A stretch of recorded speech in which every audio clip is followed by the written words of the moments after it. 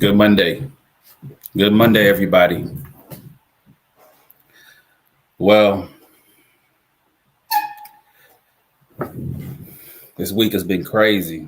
It's been a crazy couple of days. Um, Welcome to the stream. I'm live. Just let me know. Just let me know. You see me. What's going on, Gravy? Happy Monday to you. Happy Monday to everybody tuning in to the Pure Game Network. Yeah, 2025, man. We finna take over, man. We taking over. I appreciate you supporting from day one. I want us to come back. We're gonna be here. It's just me today. But the fella's gonna be here on Wednesday. It's gonna how it's gonna be is, but I'll be wanting to unpack a lot of things. So today it's been a lot of crazy shit going on, man. I ain't gonna lie to you. It's so much that's been going on. I just be feeling like it's so much more. So we got to produce. That's why I'm back live. We got to go live, baby. This is just too much that's been going on. Like, if you don't know, I'm originally from LA. But I lived in Atlanta for half of my life now. I moved here back in 2002, and I I graduated high school from here, and then I joined the military out of here. I came, I lived I lived in Florida for a couple of years, then came back here, and then I set my roots up here, So, but originally I'm from LA. That's why my voice is the way it is. Why I think the way I do. That's why my swag is the way it is. I attributed all that from LA. I I was there my whole life, my whole childhood was in LA. My teenage years was in LA. Yeah, I graduated high school in Georgia, but that was like senior year. I was already who I was, who I am today. Because of that city, LA, growing up in LA. Now, being an LA native, growing up in LA, it was fun. It was scary. You had the best day of your lives in there. My best childhood memories and my worst childhood memories were in LA. But the reason I want to talk about that, just reason I brought up LA and where I'm from, just to give some context to why I'm feeling the way I'm feeling this Monday morning, is that it's been a large fire that's been going on, the Palisades fire. And I'm talking about burning through. This is the worst I've ever seen my whole life. And when I read it up, they say it's the worst in history. It's the worst national disaster that even happened to this country. A wildfire. And so when the situation happened, I made sure I made sure I reached out to my family members out there and just checked on everybody, just see how everybody's cool. I know they don't live in a lot of them don't live in the pathway of the fires, so a lot of them were cool straight away, except for one. My uncle, he lost his house, and that's somebody I look up to heavily. If it wasn't for that person, I'm gonna say, hell, I probably wouldn't even be here. I probably wouldn't even exist.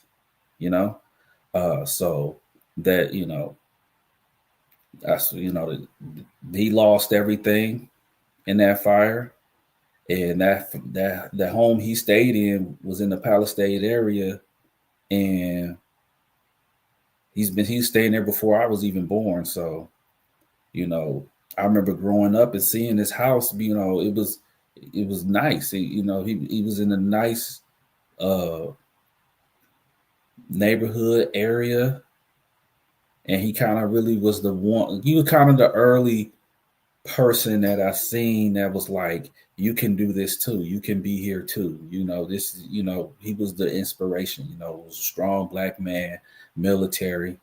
You know,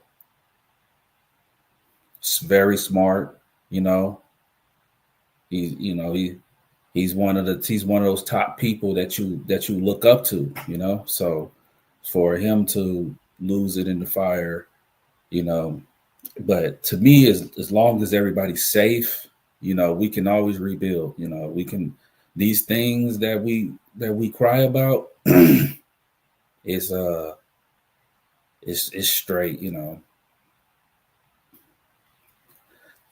it's nothing. You get what I'm saying? As long as we are, when I think the meaning of life, man, the meaning of life really is like people, relationships. That's why I love this podcast.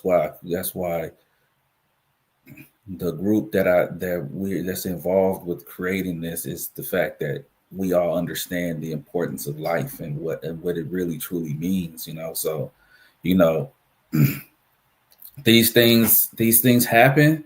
It's unfortunate it happened, but at least we'll come together as a community. That's where the community comes in. We're going to come together, and us as a family, we're going to come together as a family. And so it's all good. What you said? You said team effort. We got the prisoners helping firefighters from the IE and Orange County. Oh, really? And more, I believe, is done. Oh really? Yeah, I know you're out there, right? So you're out there right now. Yeah, I was talking to some people. They did say the people. So I didn't know that the IE and Orange County came in as well. I know some people from the north came. So it's a whole Southern Californian effort to contain this fire. And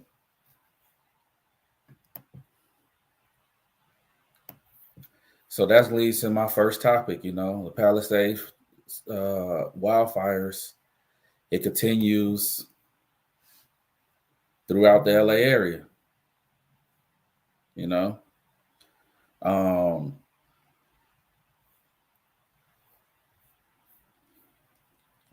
I think it's crazy how it's still burning, but through the sources and everybody I spoke with, the fire is like at a point where there's really nothing the firefighters can do but try to contain the areas around to make sure everybody is safe and everybody's alive. You're more of the keeping people alive versus the putting the fire out. And I've heard many different things to why the fire cannot be put out. It gets real political as well. But politics aside, let's make sure everybody's. I want everybody to be safe out there, and do not, because there are bodies that there are people who burnt up in the fire, not because they were trapped or anything like that. It was because they wanted to stay and save their house. Do not save your house. Take what you if there's an evacuation in your area, take the things that you need, not what you want. Take some, if you got some pictures, take the photo, grab all the photo books and all those things, the sentimentals, because everything else can be replaced.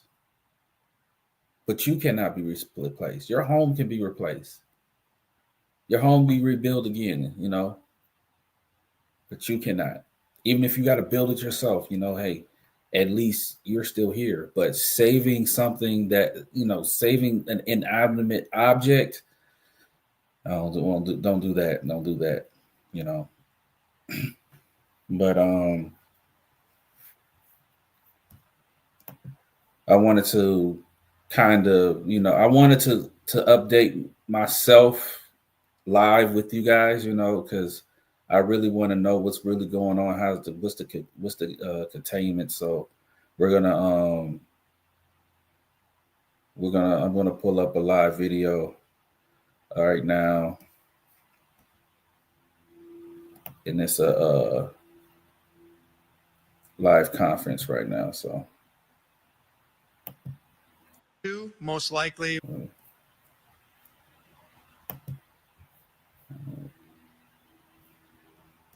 were found in the fires deceased, but they haven't been positively identified by a coroner's office yet. So those are still waiting to be identified. Let me rewind this. One individual. The LA area. So we're expecting to hear from the district attorney on that issue. Over the weekend, yesterday, in fact, they announced that 10 burglary suspects have been arrested in evacuation zones, and 39 people in all arrested in evacuation zones since the start of the fire. So I did want to share the very latest. We, of course, are going to be bringing you that live update. President Biden, he is scheduled to speak and address federal assistance. It says at least 24 dead, 16 missing, 1,203. So 12,300 structures destroyed, 40,306 acres burnt, at least 105,000 remain under evacuation. They said they're going to do a press conference at 2 p.m. Pacific, so 5 our time. They'll do a LA County DA press conference. So I just wanted to see what's the live update right now. Ooh, it's bad to see. While I got the video paused, it's bad to see homes. Some cars was in the driveway. I mean, there's probably some parked cars. There's probably some. It's just unfortunate. It's just unfortunate. When it comes to these wildfires right here, that is scheduled for 5:15 p.m. And we will be bringing you all of that as it happens. I did want to transition once again to this live look right here, as we are expecting this briefing to get underway momentarily. And of course, as soon as we see any sort of movement towards the podium, we, of course, will bring that to you live, as we are expecting Los Angeles County resident provide Mayor here at the Altadena area, where you can see some of that destruction. We are talking about tens of thousands of homes destroyed. It does appear as though this press conference just got underway. Let's listen in. The Eaton fire is now estimated to be 14,117 acres with 33% containment. We gained no acreage yesterday, which is a very good thing. We know that over 7,000 structures are damaged or destroyed, and we have 3,408 firefighting personnel assigned to the incident. 26% of our damage inspections for dwellings have been completed. Impacted residents may visit recovery.lacounty.gov to view preliminary maps showing damage assessments. Please note that the preliminary maps have been posted and are being updated daily. If there is not a color icon on your address, it means the building has not yet been inspected. Severe fire weather conditions will continue through Wednesday. Please be assured that all fire departments and all law enforcement agencies in the area will be prepared. The anticipated winds, combined with low humidities and low fuel moistures, will keep the fire threat in all of Los Angeles County critical. I ask all Los Angeles County residents in wildfire-prone areas to understand that the necessary public safety power shutoffs are important for our collective safety in preventing the next wildfire natural disaster. I did want to dispel one rumor. The LA County Fire Department has never turned down any offers for mutual aid assistance and resources. Repopulation will not occur until all areas are safe. Additionally, our CL-415 Super Scooper that was damaged because of a drone incursion is reportedly going to be flying tomorrow morning. It has been repaired, and we're waiting for the FAA to give us approval to fly again. Thank you to Board Chair Supervisor Catherine Barger and Supervisor Lindsay Horvath for your unwavering leadership and continued support throughout this unprecedented disaster. And finally, to all the Los Angeles County residents affected by this catastrophe, please be assured your firefighters continue to work towards full containment of these wildfires from the air and on the ground. We stand alongside each of you as you begin the repopulation of evacuated areas when safe and the rebuilding of your homes, your communities.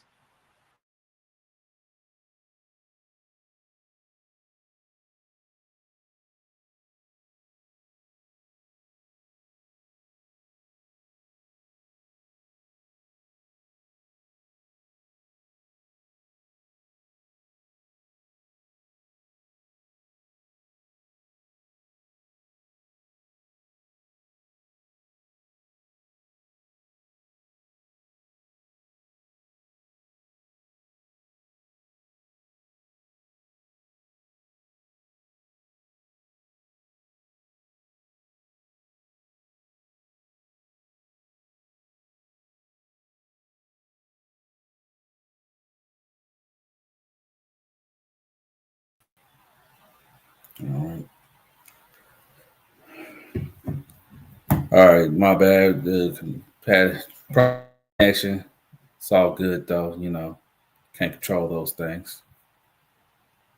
Impacted by these wildland fires, that the entire LAFD family, sworn civilian, our city family, Mayor Bass, city leadership, everybody, our thoughts and hearts and prayers go out to you as we continue to push forward and mitigate this emergency. We understand the impacts, and we're working and will continue to work very, very, very hard for everyone. Another point I want to make is that also we are so very grateful for the firefighters and the first responders that have already arrived and continue to arrive in the Southern California region. We absolutely know that we cannot do this on our own, and we are tremendously appreciative of all of your continued support. As the increasing wind event is upon us as we speak, the Los Angeles City Fire Department has maximized our resource capabilities and response capabilities. All available LAFD resources have been staffed. I have strategically pre-positioned engine strike teams and task forces which are dedicated to rapid response for any new fire that breaks out in the city. In addition, I've directed the Fire Prevention Bureau to augment wildfire patrols in high hazard areas. The Palisades fire. Your LAFD remains committed to this fire, and we have a significant number of engines that have been dedicated to this fire. The crews that are involved, we have crews from up and down the state, outside of the state, have made excellent, excellent work overnight, mopping up flare-ups and hotspots. Their primary focus last night was on the Mandeville Canyon area, And this fire is now at 23,713 acres with 14% containment, with 5,123 personnel assigned to the Palisades incident. Firefighters will continue to work diligently throughout the day to increase containment and prevent further fire spread. Again, I want to focus my comments on the amount of resources that are here in the Palisades, from the first responders all the way up to our incident command teams. Again, we're going to keep working really, really hard for you. Just a brief comment on the Hearst fire. It's been held to 799 acres with 95% containment. Again, thank you to the community members that are out there for. That's good. The Hearst fire coming out, so that's pretty good. You know, team effort. Good. You know, good on, like my boy Gravy said. You know, like he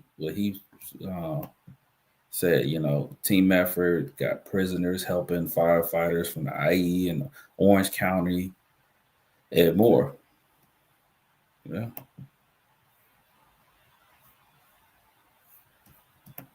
Remaining vigilant. We're not in the clear. I want to make sure of that. We are not in the clear as of yet, and we must not let our guard down. As we have right now extreme fire behavior, and we need to make sure that the community is staying updated with the most information, updated information as well. Follow all evacuation warnings and orders without delay.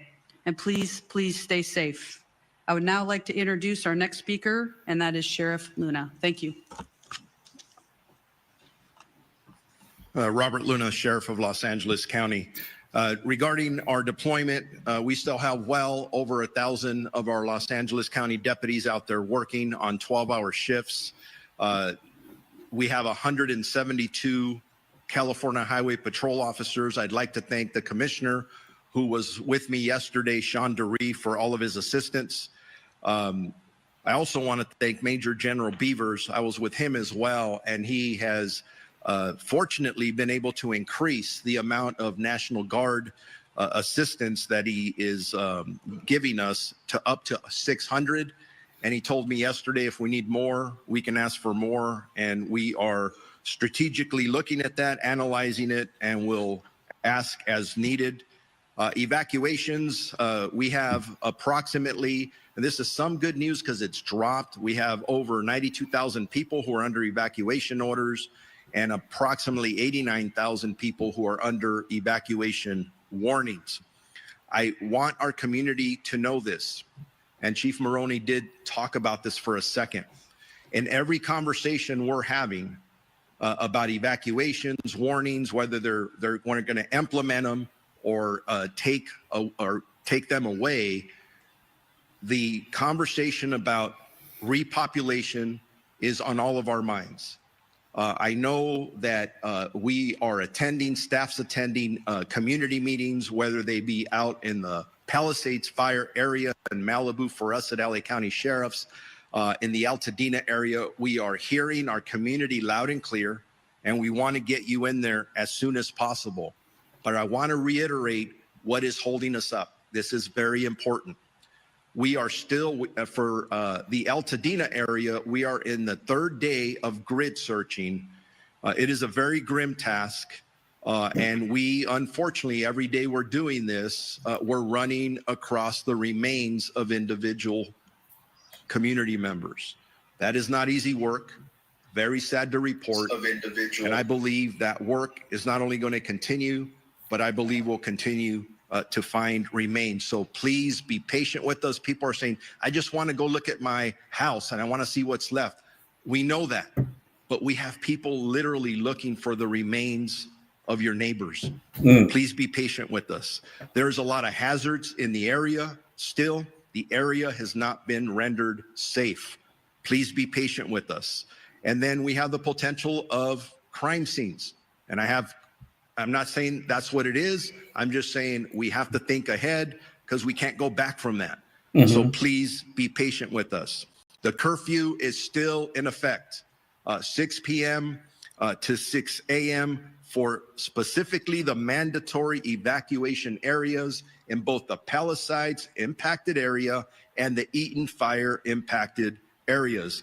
Those are subject to change depending on need, one way or another. We understand, again, that people want to go back, but it is dangerous to do so, and we will not put anybody's safety at risk. I want to talk about arrest for the LA County Sheriff's area. Overnight, we had several other arrests. It brings it up to a total of 34 in our geographic area. We have 30 in the Eaton fire area, and we have 4 in the Palisades area. Last night, specifically, again, for LA County Sheriff's jurisdiction, we arrested 4. 2 were for curfew violations. 2 were arrested for 1 drone incident. To my knowledge, we have now had 2 specific drone incidents that have resulted in 3 arrests. So as I talk to our community again, if you do not have business in the evacuation areas, do not go there. Please, you're infringing upon the work that our first responders need to attend to. And I do want. Well, I'm gonna end it there for the Palisades fire. Okay.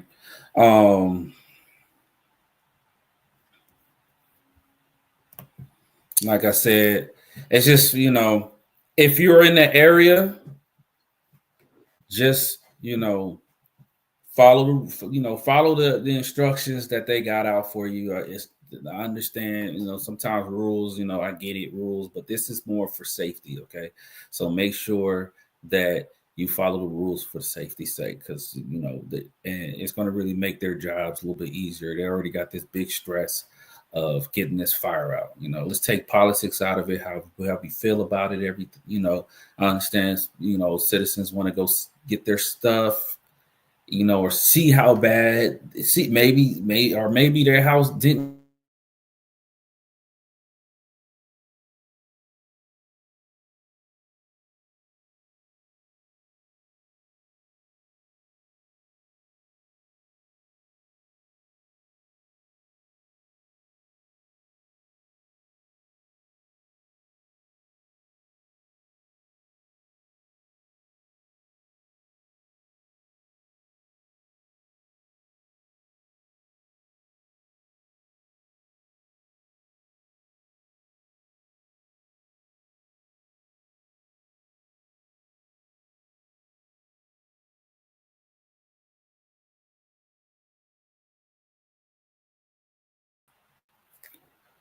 All right.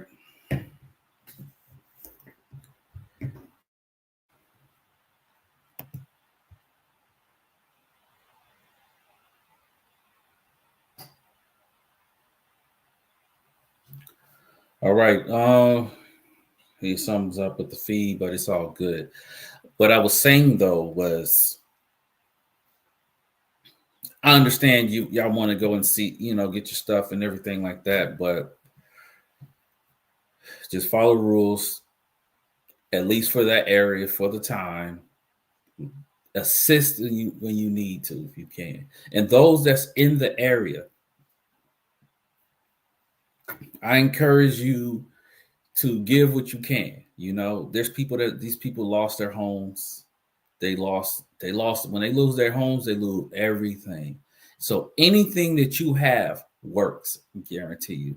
So if you go look in your closet, if you got clothes you ain't worn in years that you want to get out, if you want to clear your closet, this is the perfect time. Donate. If you got some stuff that you want to donate, that means a lot to you, and that you want to give to somebody to kind of to lift their spirits, I encourage you to do that as well. If you got a couple of nice pair of J's in the closet, go ahead, let some of these people let it go. My J collection means a lot to me, so I get it. But this is the time to come together. This is the time that we weather storms, this is where we got to really get out of our phones and into life. Okay. We got to really get to it.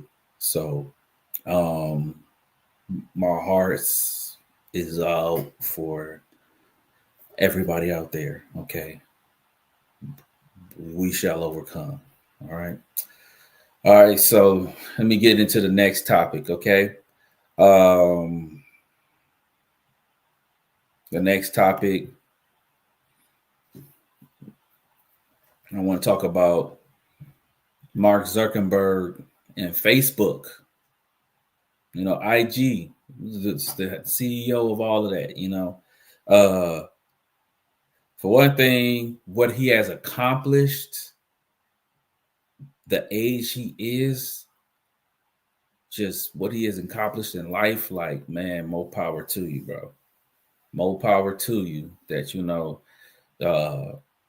you found something and you believed in it so much that you let everything else go to pursue that. And that is the product of Facebook, now known as Meta. Okay.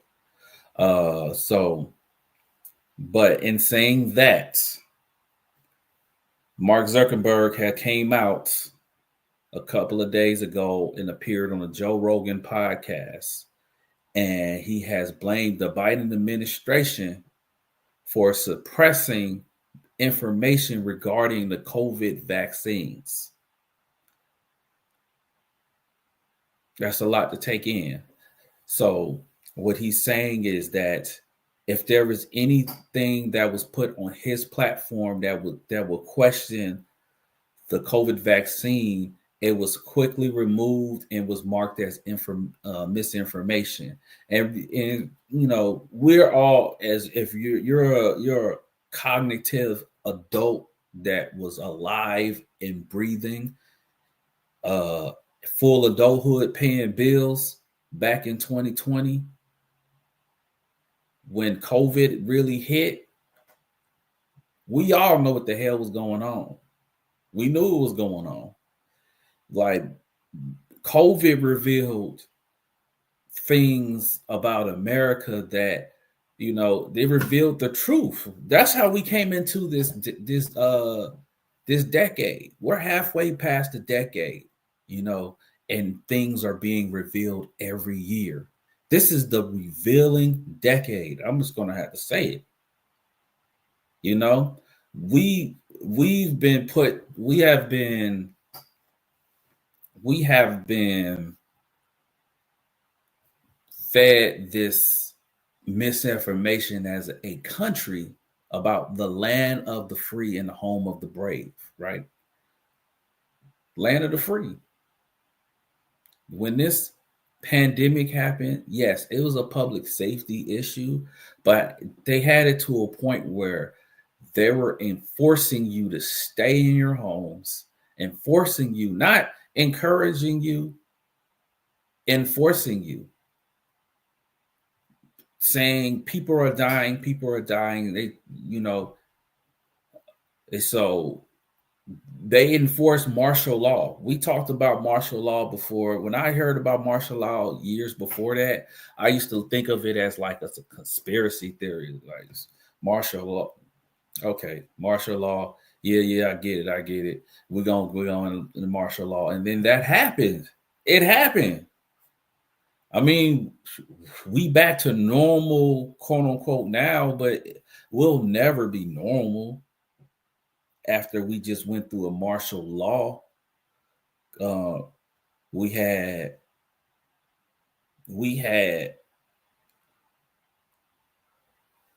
lockdown, shutdowns. Here's the thing. I was doing it anyway. That's for my health, because I'm like, hey, whatever.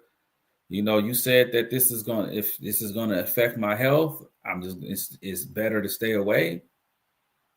Then look, I ain't no doctor. They had Dr. Fauci on there. I'm not a doctor.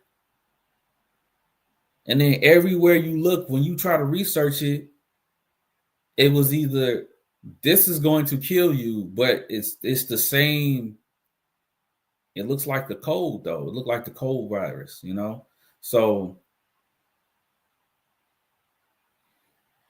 the thing about it was it started to, but over time it started to, when it started raging on, and the people who was passing away from COVID, they were saying, oh, if you have underlying issues and then you got COVID, then COVID, then you die from COVID. No, you may have just died from that issue, not COVID. And then over time, it started to show that the hospitals were kind of lacking care to those who had those issues so they can pass away for COVID, because they were getting these, I can say it now, but they were getting these, they get paid for every time somebody dies from COVID. It was like some incentive. I don't know. They was acting like it was incentives, because if you come in there sick of anything, they'll just, let me give you your COVID. Okay, let me see your COVID. Okay, so you have this, and then you got COVID, and so we got to treat the COVID. And then they pass away, and then there's always another death from COVID. It wasn't COVID. It was not COVID. And at the time, I was in the military, and I was a military recruiter. For me, during that time when they locked everything down, it was unpleasant. It was an unpleasant time because I was a recruiter, and as a recruiter, they still wanted us to have our numbers, so they were still like, look, you still gotta put them people in. And we're like, everything is closed. Nobody's, well, that means you just got a phone power and call them. And I'm like, so how are we gonna get them in if everything is closed? Then they were like, hey, you gotta just submit some paperwork on them. And it was a very tough time. It was a very toxic time. And I'm just going to leave that part of my career there, that experience had really caused me, it gave me burnout, everything like that. And it made me really question, where did I want my life to go? So thankfully, God always got my back, and God directed me into a situation where I'm good now. So where it's not that toxic. But at the same time, we didn't even have to go through this. We didn't have to go through this. I remember when Trump was in office and he said it, I heard him say it. It's not you got to do your research, whoop-de-whoop. It's what I heard him say. He said, because he was getting pressured to shut down the country. And he said, if I shut down the country, it's going to be bad. It's going to turn, it's going to mess up the economy. It's going to be worse than allowing people to just, shelter in place if they need to, or, practice a safe way to not get the virus or fight the virus, amongst themselves. They didn't listen to him. He shut it down. Everything got shut down. All, y'all know the story. Don't have to really get into it. But here's the deal, okay? Facebook played a good major part in that. We all be on our cell phones. We be on social media every day. That's how you get recognized, is just through social media, So Instagram, Facebook, Snapchat, Twitter, those things are heavily influenced on how we make decisions. So when the vaccine came out, when I was in the military, they forced us to take it. Like, there was no encourage. We was forced to take it. And for me, I had my questions about it because how long it takes for a vaccine to come out. It takes years. It takes a couple decades of testing to make sure that a vaccine is safe. And they said they had to forego all the protocols that it takes to make a vaccine and make an emergency batch. And so now you're just creating something that you do not know is going to work because it hasn't been tested properly. Any of these things, it might actually affect the person worse than never taking it. And when they released these things, they were saying it's here, it's fake, it's safe. This is what you do. Some of the stuff sounded too weird for me. So, there's a 2-shot one where it's taking the DNA from the vaccine, but it takes 2 shots in order for you to get both sides of the DNA. I didn't get it. I'm not gonna lie to you, but they want you to this. But they like, here, take this. Something that you do not understand and shoot it into your body because you have to. For me being in the military, they made us and said either you do it or you get out. You do it or you get out. And when you not only leave, you have to leave and with no benefits. None of the benefits that you worked your ass off for, that you gave, I don't know, 4 to 10, whatever, how many years you did life to, we're going to do that away because you're not taking a shot. This was under the Biden administration, by the way. So some stayed, some left. A lot of good people I know left because they did not want to put something that was foreign, that wasn't properly tested in their body because they cared about their life more than any other thing that you can use. So, I took the vaccine.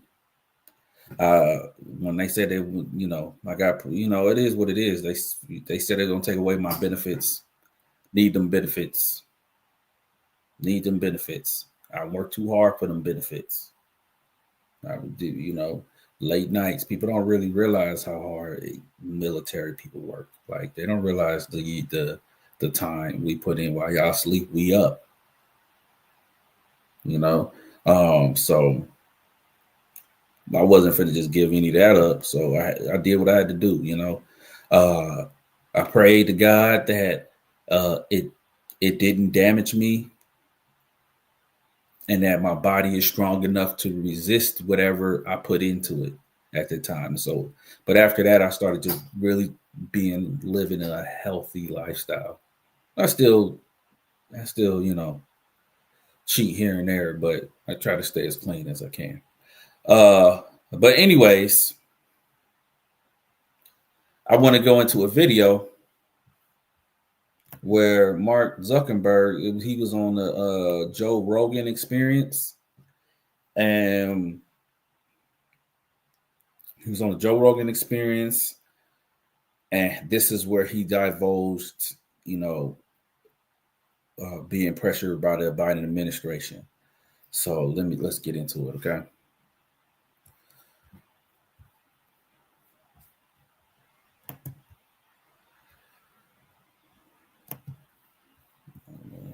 I'm pulling it up right now.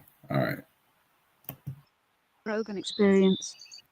I was really worried from the beginning about basically becoming this sort of decider of what is true in the world. So that's like kind of a crazy position to be in for billions of people using your service. And so we tried to put in place a system that would deal with it. And early on tried to basically make it so that it was really limited. We're like, all right, we're just going to have this system where there's these third-party fact checkers and they can check the worst of the worst stuff, right? So things that are very clear hoaxes, that there's like, it's not like we're not parsing speech about whether something is slightly true or slightly false, like Earth is flat. things like that, right? So that was sort of the original intent. We put in place the system, and it just sort of veered from there. I think to some degree, it's because some of the people whose job is to do fact checking, a lot of their industry is focused on political fact checking. So they just kind of veered in that direction. And we kept on trying to basically get it to be what we had originally intended, which is just, it's not, the point isn't to like judge people's opinions. It's to provide this layer to kind of help fact check some of the stuff that seems the most extreme. But it just, it was just never accepted by people broadly. I think people just felt like the fact checkers were too biased. Not necessarily even so much in what they ruled, although sometimes I think people would disagree with that. A lot of the time, it was just what types of things they chose to even go and fact check in the first place. So, I kind of think, like, after having gone through that whole exercise, it I don't know, it's something out of like 1984, one of these books where it's just like it really is a slippery slope, and it just got to a point where it's just, okay, this is destroying so much trust, especially in the United States, to have this program. And I guess it was probably about a few years that I really started coming to the conclusion that we were going to need to change something about that. COVID was the other big one, where that was also very tricky, because at the beginning it was it's like a legitimate public health crisis, in the beginning, and it's even people who are like the most ardent First Amendment defenders, the Supreme Court has this clear precedent that's like, all right, you can't yell fire in a crowded theater. There are times when, if there's an emergency, your ability to speak can temporarily be curtailed in order to get an emergency under control. So I was sympathetic to that at the beginning of COVID. It seemed like, okay, you have this virus. It seems like it's killing a lot of people. I don't know, like, we didn't know at the time how dangerous it was going to be. So at the beginning, it kind of seemed like, okay, we should give a little bit of deference to the government and the health authorities on how we should play this. But when it went from, 2 weeks to flatten the curve to, and like in the beginning, it was like, okay, there aren't enough masks. Masks aren't that important. To then it's like, oh no, you have to wear a mask. And, all the, like, everything was shifting around. It just became very difficult to kind of follow. And this really hit the most extreme, I'd say, during the Biden administration, when they were trying to roll out the vaccine program. And now I'm generally like pretty pro rolling out vaccines. I think on balance, the vaccines are more positive than negative. But I think that while they're trying to push that program, they also tried to censor anyone who is basically arguing against it. And they pushed us super hard to take down things that were true, right? I mean, they basically pushed us and said, anything that says that vaccines might have side effects, you basically need to take down. And I was just like, well, we're not going to do that. Like, we're clearly not going to do that. I mean, that is kind of inarguably true. Who is they? Who's telling you to take down things? Yeah, it was talk about vaccine side effects. It was people in. Oh man, that's why I love Joe Rogan. See, Joe Rogan, he was one of the people during the time who spoke against taking the vaccine. He was more, because he's more of the question. He was the one that was like, look, we don't know what, we don't know what's in this thing. And then, in fact, he questioned COVID, the severity of COVID as a whole. Is it a deadly disease? Is it more deadly than the flu? Speaking for me, I had COVID twice. I had it once before I took the vaccine and one time after I took the vaccine. The first time was hell.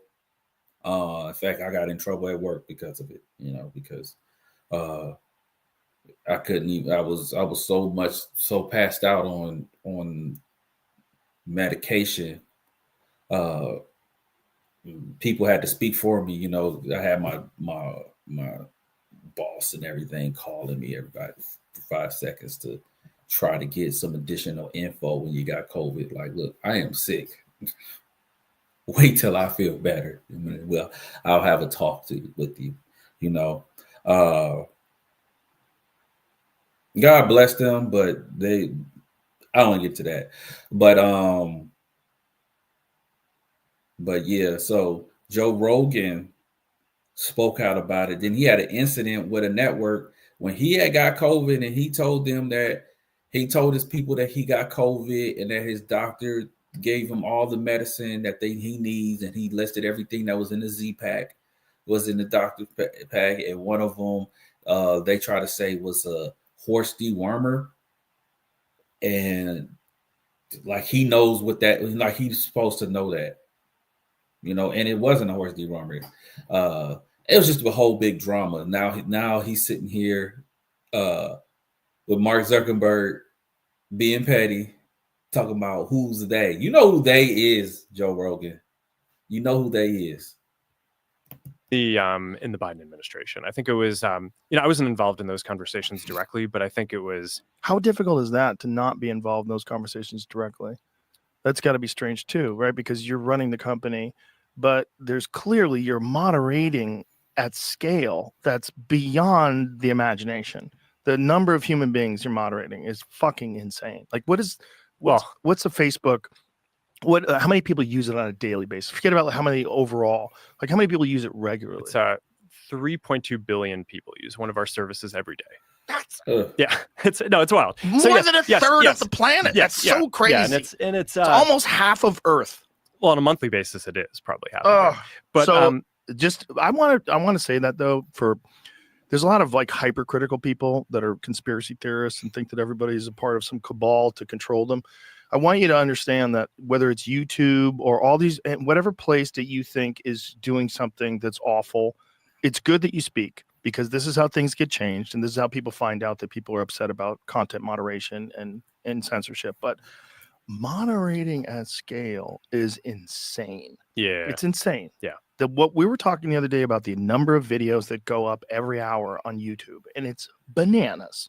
It's bananas. That's like, to try to get a human being that is reasonable, logical, and objective, that's going to analyze every video, it's virtually impossible.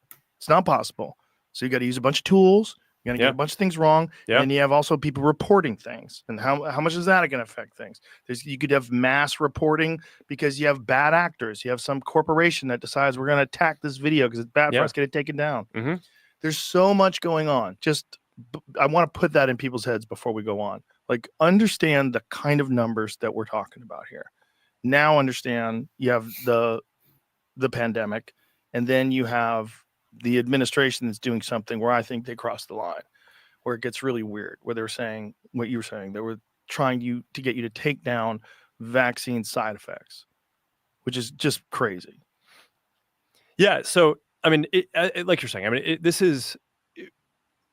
it's so complicated, this system, that I could spend every minute of all of my time doing this and not actually focused on building any of the things that we're trying to do. AI, glasses, like the future of social media, all that stuff. So, I mean, I get involved in this stuff, but in general, we have a policy team. There are people who I trust. They're the people who are kind of working on this on a day-to-day basis. And the interactions that I was just referring to, I mean, a lot of this is documented. I mean, because Jim Jordan and the House had this whole investigation and committee into the kind of government censorship around stuff like this. And we produced all these documents, and it's all in the public domain. I mean, basically, these people from the Biden administration would call up our team and like scream at them and curse. And it's like, these documents it's all kind of out there. Oh, did you record any of those phone calls? I don't think we were, but I think I want to listen. I mean, there are emails, the emails are published. It's all kind of out. So there was hollering and screaming, and it's all out there. We don't have a video of that, but you said it's an email. So are they screaming through an email? So if y'all can if y'all out there can send me the emails, then I'll bring it to bring it up here. Up there. And they're like, basically, it just got to this point where we were like, no, we're not gonna take down things that are true. That's ridiculous. They wanted us to take down this meme of Leonardo DiCaprio looking at a TV talking about how 10 years from now or something, you're going to see an ad that says, okay, if you took a COVID vaccine, you're eligible for, for this kind of payment, like this sort of like class action lawsuit type meme. And they're like, no, you have to take that down. We just said, no, we're not going to take down humor and satire. We're not going to take down things that are true. And then at some point, I guess, I don't know, it flipped a bit. I mean, Biden, when he gave some statement at some point, I don't know if it was a press conference or to some journalists, where he basically was like, these guys are killing people. And I don't know, then like all these different agencies and branches of government basically just like started investigating and coming after our company. It was brutal. It was brutal. Wow. Great. The new GoDaddy Arrow has AI marketing tools to help small business. Yeah.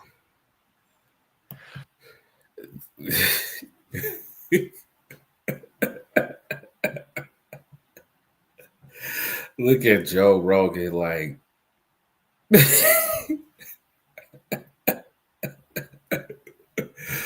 oh, he like, look at you was on that side and you thrown them under the bus now. You was on that side, my boy. You was on that side. You played allegiance to that side. You assumed that was the winning team. He was on the side of the truth, and he just like, look at he even looking up like, yeah, but he kind of knows you're full of shit. You're trying to make an excuse to why you assisted in spreading misinformation and blocking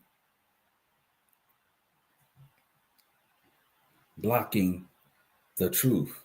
Hell, you was censoring the hell out of everything. I remember when we first started Pure Game Podcast, was first doing live. I know I'm doing live in the back again. It's just because I miss you guys, and we back at it. It's 2025. It's time to get it, baby. But anyways, I remember going live. I don't even really go live on Facebook that much anymore, because every time I would go live on Facebook, I would get cut off or banned. Like we'll get banned for days. We can't go. We'll be banned for a couple of weeks. First we banned for a day, then we banned for 2 weeks. Then we banned for a month. And I was just like, you know what? I throw it on there sometimes when I feel like it, and it was because even when we're talking about relationships, we're talking about trying to come together as a community.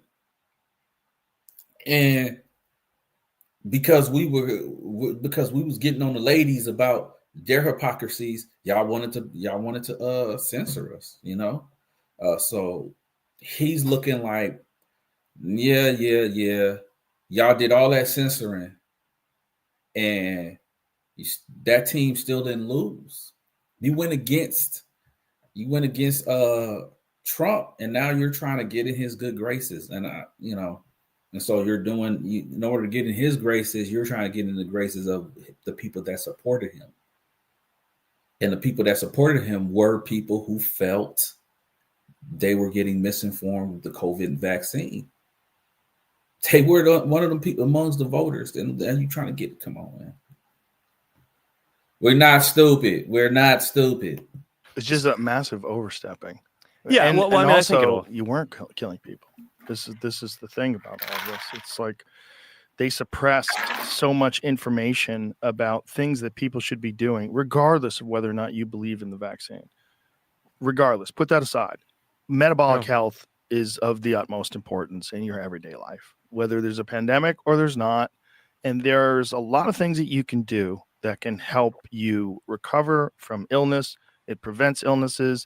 It makes your body more robust and healthy. It strengthens your immune system. And they were suppressing all that information. Mm-hmm. And that's just crazy. You can't say you're one of the good guys if you're suppressing information that would help people recover from all kinds of diseases, not just COVID, the flu, common cold, all sorts of different things, high doses of vitamin C, D3 with K2 and magnesium.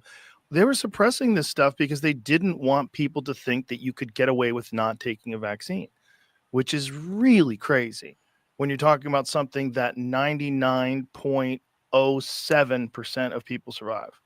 This is a crazy overstep, but scared the shit out of a lot of people.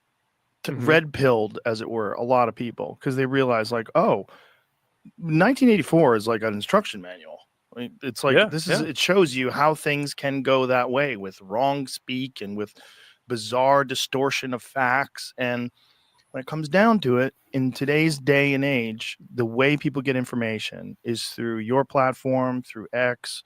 This is how people are getting information. They're getting information from YouTube. They're getting information from a bunch of different sources now. And you can't censor that if it's real legitimate information because it's not ideologically convenient for you. Mm-hmm. Yeah. So, I mean, that's basically the journey that I've been on, right? Started off very pro free speech, free expression.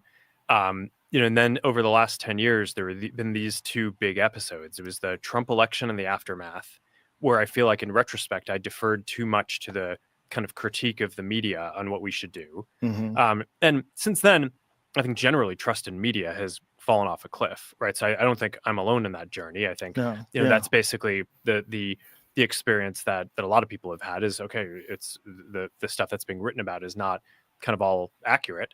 And even if the facts are right, it's kind of written from a slant a lot of the time. Of course. And then there was the government version of it, which was during COVID, which is okay. Like, it's like our government is telling us that we need to censor true things. It's like, this is a disaster. And it's not just the US, right? I think a lot of people in the US focus on this as an American phenomenon, but I kind of think that the reaction to COVID probably caused a breakdown in trust in a lot of governments around the world. Because 2024 was a big election year around the world, and there are all these countries, India, just like a ton of countries that had elections, and the incumbents basically lost every single one. So there is some sort of a global phenomenon where the whether it was because of inflation, because of the economic policies to deal with COVID, or just how the governments dealt with COVID, seems to have had this effect that's global, not just the US, but like a very broad decrease in trust, at least in that set of incumbents, and maybe in sort of these democratic institutions overall. So I think that what you're saying of, how do people get their information now? It's by sharing it online on social media. I think that that's just increasingly true. And my view at this point is like, all right, like we started off focused on free expression. We kind of had this pressure tested over the last period. I feel like I just have a much greater command now of what I think the policies should be. And like, this is how it's going to be going forward. And so I mean, at this point, I think a lot of people look at this as like a purely political thing. It's because they kind of look at the timing and they're like, hey, well, you're doing this right after the election. It's like, okay, I try not to like change our content rules like right in the middle of an election either, right? It's like there's not like a great time to do this. It's right, and you want to do it a year later. Yeah, it's like there's no good time to do it. There's and whatever time is going on, there's going to be, so. The good thing about doing it after the election is you get to take this kind of cultural pulse as like, okay, where are people right now, and how are people thinking about it? We try to have policies that reflect, mainstream discourse. But yeah, I mean, I don't know. This is something I've been thinking about for a while. I think that this is going to be pretty durable because at this point we've just been pressure tested on this stuff for like the last 8 to 10 years with like these huge institutions just pressuring us, and I feel like this is kind of the right place to be going forward. What was it like when they were attacking you? Like, first of all, what was the premise? Like, what were they saying was your offense? Was it that you were allowing information that was not true, that was getting out there? I know there was also, they're saying that you guys were allowing hate groups to speak. There was a lot of this. Yeah. I mean, the tough thing with politics is that there's like, well, when you say who someone's coming after you, are you referring to kind of the government and investigations and all that? I mean, so the issue is that there's what specific thing an agency might be looking into you for. And then there's like the underlying political motivation, which is like, why do the people who are running this thing hate you? And I think that those can often be two very different things. All right.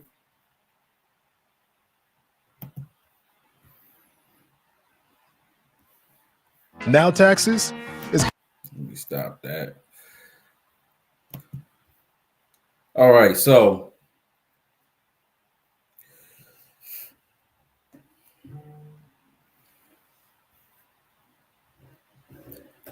like I said, I'm trying to tuck his tail through his, through his legs, because he helped spread that misinformation. We wasn't getting all of that. Like, remember, anything that we said, anything that was posted on social media at that time had that little disclaimer talking about COVID. This could be misinformation. Watch out for misinformation for the COVID. And Joe is right. Joe Rogan is very right.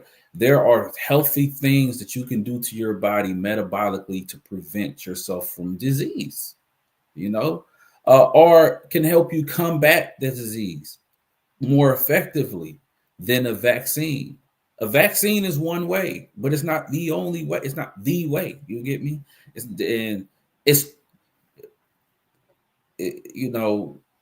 It's unfortunate that that's what it is, because let's think about, we could have just been like that with the flu. Like flu kills a lot of people yearly. Hell, the flu almost took me out. I'm gonna tell you, COVID ain't took me out, but when I got the flu, I want to say going into 2023, 2024, I had got a real bad flu, and it turned into a pneumonia. Then I ended up being in the hospital for a couple of days. I've never had pneumonia before. Hell, I've never been admitted into a hospital for being sick for a couple of days. It was crazy. And so, and that was the flu. There was no warning, shut down the whole world for this deadly flu that came in. It was more of, we got the vaccine, it's on you to take it. Or, it's on you to make sure. Now I do things that is what scared me. That flu scared me more than any COVID ever did. So after that, if there's even if somebody even sneezes on me, I take these vitamin C packs, and I try to drink orange juice as much as I can. I know that sounds crazy, but it works for me. It works for my body, And vitamin D. Going outside, getting some of that sunshine that keeps you healthy. So there's things that you can metabolically do to keep you healthy. Okay. Sometimes staying in the house actually will make you sicker. Fun fact. But I'm in it there for Mark Zuckerberg. We all knew what it is. Now he's one of many that was on that side, that's coming on, that's trying to kiss up to, I wouldn't even say Trump supporters, because for me, I'm not a Trump supporter, but I'm more a supporter of the truth. My political stance is an independent. I don't trust both of these motherfuckers. I don't trust both. I don't trust the Democrats nor the Republicans. That shit. I'm more of an interest. If you are going to where my interests are, what's going to benefit me and my family, then I will vote for you. Okay. But I'm gonna get off of that.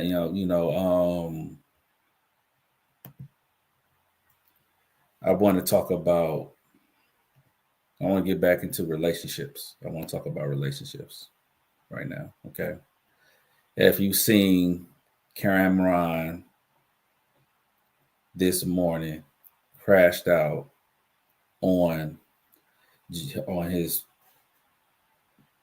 label mate friend. I don't know who Jim Jones is to him anymore. The Jim Jones. I don't know who he is to him anymore, but at one point they was all Dipset banging Harlem, you know. And Cameron, he has a show. It is what it is. You know, he talks sports. Very hilarious show. If you don't know what it is, I encourage you to watch it. He's very, you know, I'll be honest. I've been a Cameron fan since. I've been a Cameron fan for a long time, but you know, I'm a Mace fan. I've been a Mace fan since Harlem World.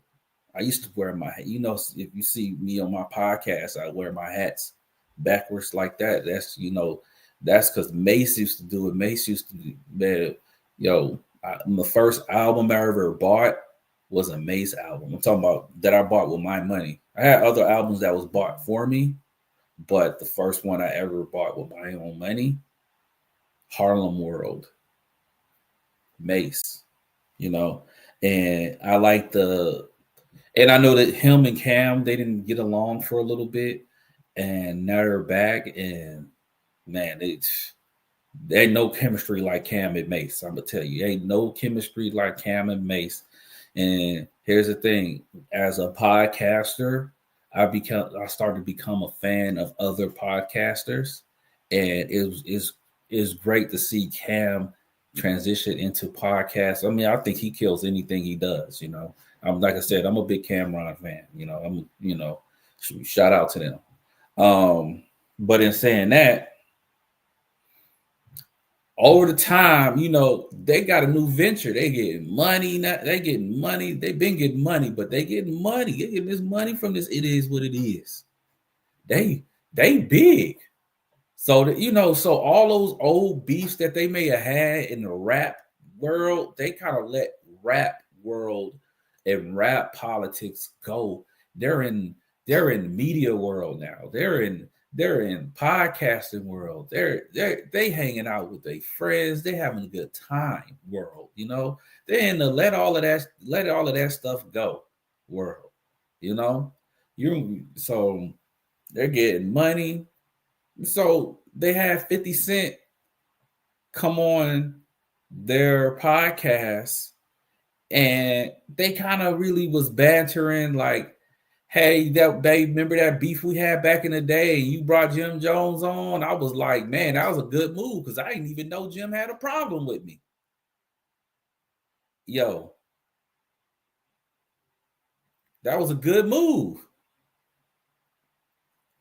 And even though he's complimenting the effed up thing that happened to him to 50.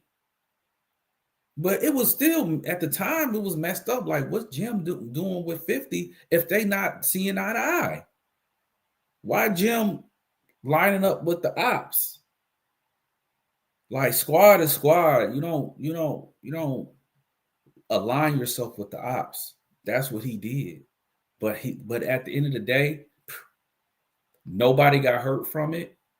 So they letting all that stuff go. They like, man, it was just a time, you know, and they laughed it off. Jim Jones didn't like that, so Jim Jones went on a podcast and he said some harsh words to both of them. You know, I guess Jim ain't getting no money. I don't know. I don't count nobody pockets, but he still got that. He still sound bitter. He sound like he bitter that, you know, I guess his career didn't go the way that he anticipated it to go. I thought he was pretty fine. He had the song "We Ballin'." He blew up Love and Hip Hop. Shoot, you know, he do some clothes and stuff. You know, I thought he was cool, but I thought he was cool in life. What he did, how he treated his Dipset fam, it's kind of weird. But to be fair, I always thought Jim was weird. You know, Jim, I thought he was kind of like he didn't align with the Dipset. You know, Dipset, everybody was all cool and fresh and just with, you know, and Jim was like gritty and gangster. I just did like it just didn't it didn't. So I always thought it was kind of he was an odd duck. But this morning, as I was setting up to go live, I just did a little social media break. I scrolled through, and holy moly, Cameron responded to Jim being negative.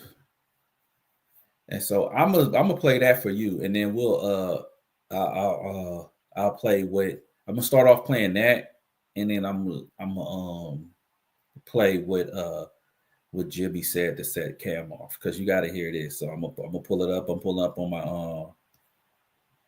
my Pure Game.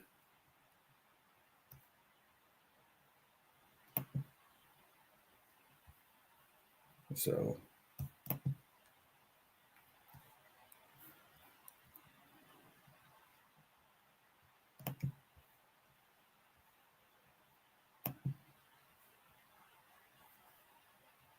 shoot, I am from 140th and Lenox. I am from NFL. Up the block was 40 Wolves. Lou Simpsons, I'm on 142nd Cross Square. D. Ferg on number 8th Avenue. I don't see you around none of this. Shout out to my nigga, what's the nigga Final Four Billy and them you started? You're not from none of that. So you can sit around and act like you've been around all this Harlem shit and everything. You ever see somebody from Harlem try to act like they from Harlem so bad that you got to keep saying, I'm from Harlem? Niggas from Harlem know who's from Harlem. You don't have to keep saying you from Harlem. So that's first and foremost. All this, niggas is on your account. You were fanned out and you begged niggas to come to your house after you heard all these mixtapes. That's how you got in, nigga. You was so cool. And we was like, Jomo's a nice guy. Mace like, I think I'll teach him how to rap. Mace actually taught you how to rap. Literally. He taught you how to rap. You say it. Matter of fact, bring up the clip. Mace helped me learn how to rap. Mace taught me how to rap. Mace actually showed me, he was the first person to show me how to rap. Mace actually sat me down and showed me the magic to rap. We taught you how to rap, nigga. How you ran the whole organization. How you made Diplomat. Nigga, you ain't make none of this stuff. You was a fan. I put you down because you had a free crib and you was a nice guy. That's how you got down originally. Period. Now, to the next point. This all started because I asked 50 Cent a question. Cool.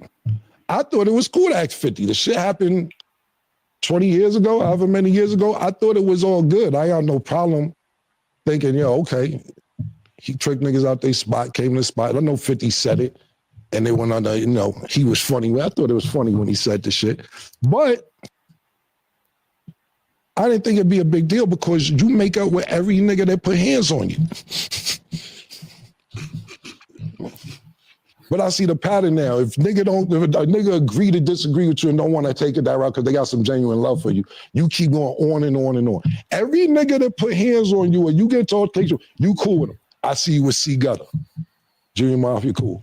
I see you taking pictures with True Life. It's cool. Man, DC, y'all having sit-downs to work out. Gunshots was let off with that. Y'all having sit-downs to work it out. You tried to chase French Montana out the game. That ain't work out. Y'all got cool. So cool that you go to his video shoot. Pardon me, not his video shoot, his movie. You're sitting in the crowd watching the premiere, and they dissing you in the movie. You in the movie getting dissed, and you got to eat it just sitting in the crowd. Nah, nigga, they dissing you in the movie that you went to go see, bro. You ever wonder how you met Mano? Ask somebody met Mano. Mano gonna downplay because they cool now. He tried to press Mano one day because Mano first came out. He had a little record where he was saying, dissing the rappers. I don't know, he said nigga's name. So Jim Plus see Mano one day and was like, yo, what's up with all that saying my name? Man said, who the fuck you talking to? Oh, you think I'm one of them niggas? You out your motherfucking mind? Now they the lobby boys. Every nigga that do something to put pressure on you, you sit there and work it out. But when niggas got a little genuine heart for you and all that, cool, that's the pattern. If they don't put hands on you, then you can keep going on and on and on. And I ain't promoting none of this. I think it's cool that you cool with everybody I name. You gonna be 50 next year, nigga. I'm happy that you cool. I'm not saying this to starve no feathers. I'm not saying that to backtrack on any beef or go anything like. I think it's really cool. But the niggas who do this, you cool with, and then the niggas who try to handle it sophisticatedly, you keep going on like niggas give a fuck about all that shit, bro. Niggas don't care about none of that shit, my nigga. Niggas don't care a little bit, my nigga. I never needed nowhere to stay. You act like niggas on your couch. You was a fan, nigga. You begged us. You are a fan, nigga. A fan. We didn't grow up with you. I am from 140th and Lenox. I am from NFL. Up the block was 40 Wolves. Lou Simpsons, I'm on 142nd Cross Square. D. Ferg on them at 8th Avenue. I don't see you around none of this. Shout out to my nigga, what's the nigga Final 4 billion them you start? You're not from none of that. So you can sit around and act like you've been around all this Harlem shit and everything. You ever see somebody from Harlem try to act like they from Harlem so bad that you got to keep saying, I'm from Harlem? Niggas from Harlem know who's from Harlem. You don't have to keep saying you from Harlem. So that's first and foremost. All this, yo, niggas was on your couch. You were fanned out and you begged niggas to come to your house after you heard all these mixtapes. That's how you got in, nigga. You was so cool. And we was like, yo, Jomo's a nice guy. Mace like, yo, I think I'll teach him how to rap. Mace actually taught you how to rap. Literally. He taught you how to rap. You say it. Matter of fact, bring up the clip. Mace helped me learn how to do. All right, I'm gonna stop it right there because now I was looping.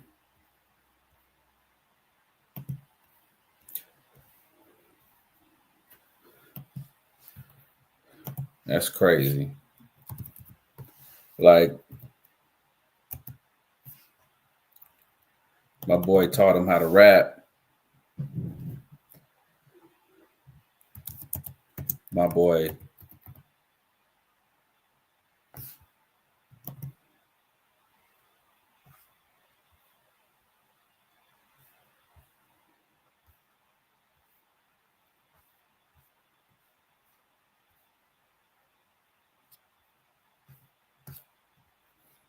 My boy taught him how to rap. I'm like, so let me see. I'm gonna put he was on the Justin LeBoy's Respectfully podcast. So I'm gonna put that's where Jim Jones. I'm gonna pull that up right now. And I'm not gonna pull up I'm trying to get to just the clip. I don't want to go through the whole thing. Let me pull up.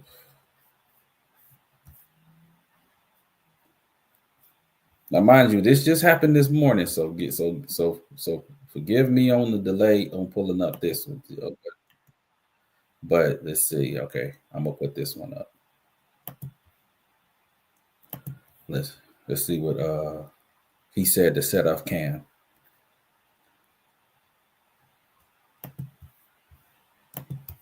On Cam and everybody around him. Cam enemies were my enemies.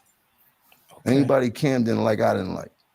And I already see how he was handling Cam, so I definitely didn't like him. And Mace got the brand new Mercedes drop burgundy, pull up to the airport. Skirt, the car dealer bring that shit outside the airport. 2-door Dre, brand new stickers on that bitch. That nigga going crazy, right?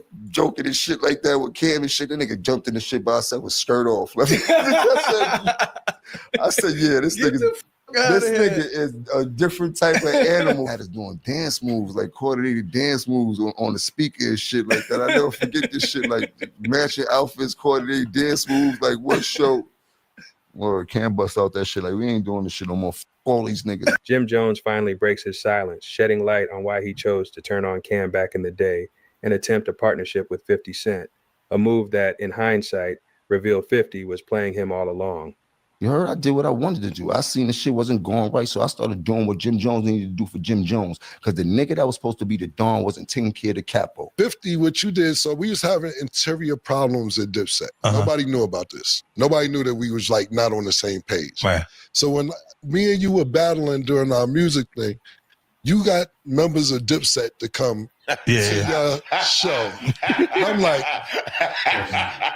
so I'm sitting there like, this nigga's just kind of smoke. Because I wouldn't have thought about reaching out to Yayo or Lloyd Banks. I'm like, niggas going public with this? I'm like, yo. What was your thought process behind saying, yo, you know what? Songs. How did this work? How did it go? In this exclusive interview, Jim dives deep into his past conflicts with both Mace and Cam. But before we get to the story of how 50 Cent set him up, let's unpack what Jim had to say in this candid conversation. Don't forget to check out the full interview, link below. I caught on before we was even famous. What you mean? I'm great at reading people's characteristics. I'm a very spiritual person, and I know who's who when I encounter them. And if you give me enough time around, you'll understand exactly who you are. You heard it, and I got to understand exactly how I need to use you in my life, or I don't need to be next to you. And at that point in my life, it was only two decisions. It was either go to the street or play your position. Yeah, nigga, you a boss and you help put everything together. This whole shit started in my grandmother's house. Mace, Cam, Bloodshed, all that shit started out my grandmother's house. Everybody got signed living with me in my grandmother's house, with me, not with them. They was all living with me. This where the whole nucleus and everything started from right then and there, shit like that. And moving forward and shit like that, I had a decision to make over childish things that I seen people be doing childish things and shit like that. And I was like, well, if this is what you want, if you feel this is gonna be your way out of this hell we living in, which was Harlem, you dig? Yeah. At the time, out of the hood, out of the projects, you have to play your position and shut the and do your job as a complete soldier and make sure nothing happened on your watch. And that's all you could do. And can't nobody hold nothing against you for that. And that's what I chose to do. And so you seen this shit before it happened, is what you tell, like everything. Mm-hmm. It started with Mace. He didn't do the right thing. I dare you to let me build you a completely free e-commerce store preloaded with 20 handpicked products that are trending all over the world. That's the one question I wanted to ask you. I'm a little bit too young to understand. Like I just was able to be like a teen. I watched Mace shit on Cam and everybody around him. Wow. A bitch like all the time. You heard? Like I was there the whole time, but I was Cam's man. You heard? Cam and Mace were so-called best friends, grew up together, and R.I.P. Huddy. Like I was there for everything. That's one thing that people can't never say is that I wasn't there for every single thing. Cam enemies were my enemies. Okay. Anybody Cam didn't like, I didn't like. And I already see how he was handling Cam, so I definitely didn't like him. You dig? And then I seen how much love Cam had for him and how Cam was jumping out the window for him, which a friend should and shit like that. Like, being overprotective, making sure nothing happened. Like, he was trying his best to make sure that Mace stayed as safe as possible, but Mace had got that money and lost his motherfucking mind as he's supposed to, man. He grew up in a kid that doesn't have what most of us had. And he was probably more or less fortunate than most of us. Didn't have the sneakers, didn't have all that shit coming up. So him having the first bit of success out of all of us and really get into a bag, he just went crazy like most people do and shit like that. Shit, I had my times where I went crazy, but that bag just be too much. Yeah. You dig? But the people I love, I still love them today. You know what I mean? The people that I consider to be the ones that's gonna help me in this journey, I still love them today, and we still have great relationships and shit like that. It ain't got nothing to do with Cam and them and shit like that. We all have our own group of people that help us. So I seen crazier shit happen. I know brothers that shot brothers and shit like that. So for friends to get back after a world of whatever they went through, it's not surprising to me and shit like that. But I see they don't talk about the days of being shit on. You heard? They don't talk about the things that separated them and shit like that. So it's funny. But kudos to them, man. They got a dope show. Who am I to hate on what they got going on, man? I hope they make $1 trillion. I seen Mace fire his brother, kick him out the limo in the middle of the highway and shit like that. You heard? His old brother. That nigga's vicious. But he coming back off the road for, I think, a bunch of tours and shit like that. Get off the plane. And Mace got the brand new Mercedes drop burgundy, pull up to the airport. Skirt, the car dealer bringing that shit outside the airport. 2-door joint, brand new stickers on that bitch. That nigga going crazy, right? Joking and shit like that with Cam and shit. That nigga jumped in the shit by himself with skirt off. I said, yeah, this nigga is a different type of animal. This nigga don't care about nothing. Word up. Nah, then he had us on the road with him because this was Cam started doing the hype man for him, and then we started doing some tour. I would be hyping Cam, so now I come out. So now he got us hyping both of them. Nigga had us doing dance moves, like coordinated dance moves on the speaker and shit like that. I never forget this shit, like matching outfits, coordinated dance moves, like what show. Or Cam bust out that shit like, we ain't doing this shit no more. Fuck all these niggas, man. Fuck everybody, man. Kill one of these niggas. That was the last time we seen them until it is what it is. You heard? Giving a Cam right now. He just did the interview with 50. For the younger audience, we had like a rap battle thing at one time. And 50, what you did, so we was having interior problems at Dipset. Nobody knew about this. Nobody knew that we was like not on the same page. Right. So when me and you were battling during our music thing, you got members of Dipset to come to your show. Them niggas be on my dick, right?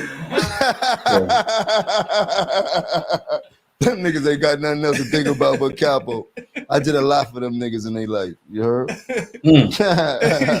Both of them. Pause though. Get off my dirt. There's only space on there for baby girl, man.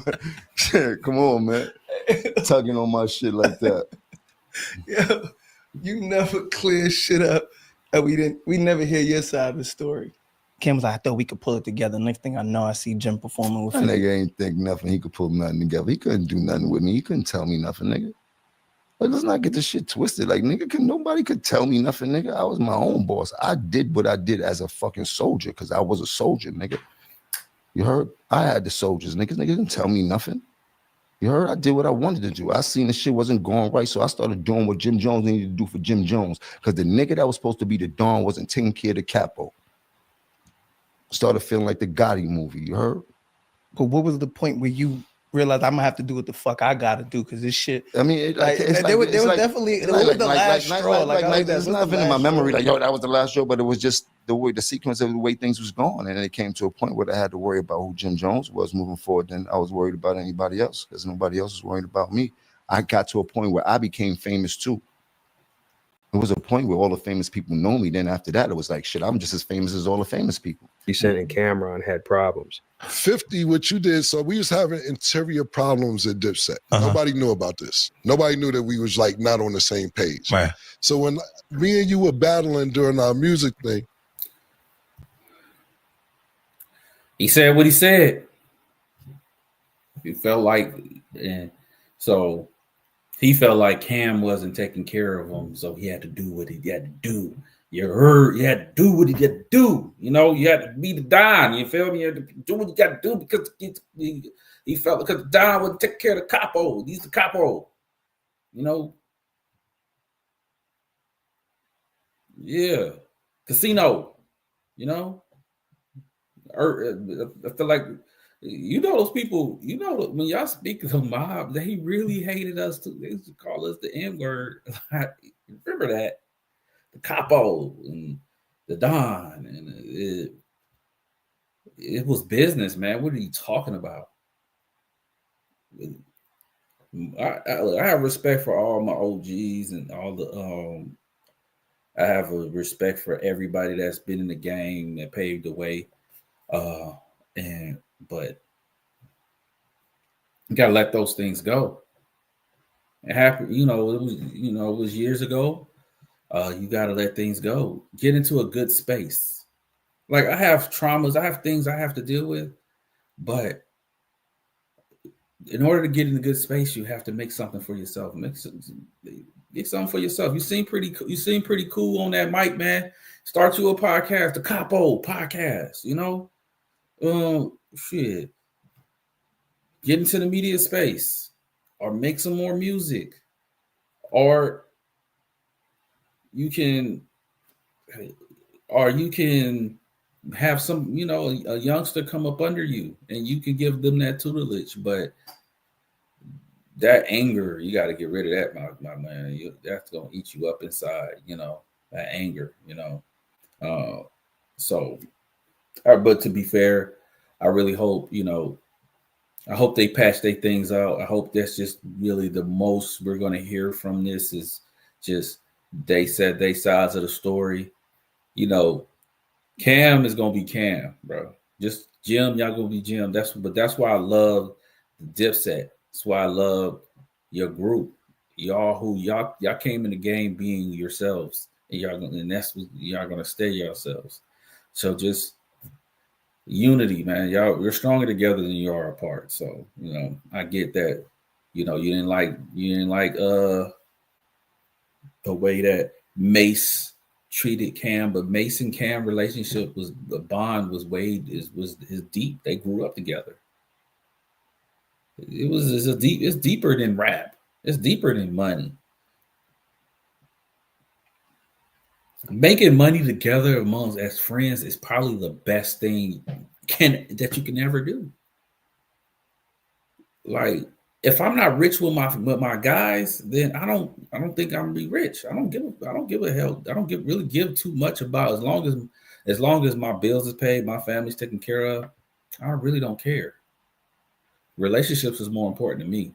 The relationships I have with each other, because this is what life is about. We can't take all this other stuff with us. So the more you put on other things that's inanimate than relationships, you're the one not living life to its fullest. So I really hope that they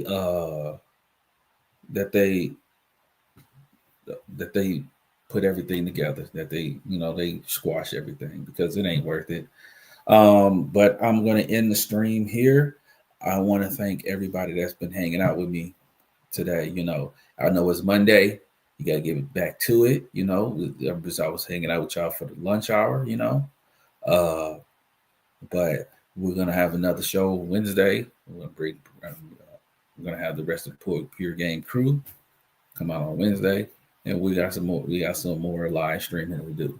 Okay. Thank you guys for tuning into the Pure Game pod. Well, not the podcast, but thank you to tuning into Pure Game Network. I'm out. Peace.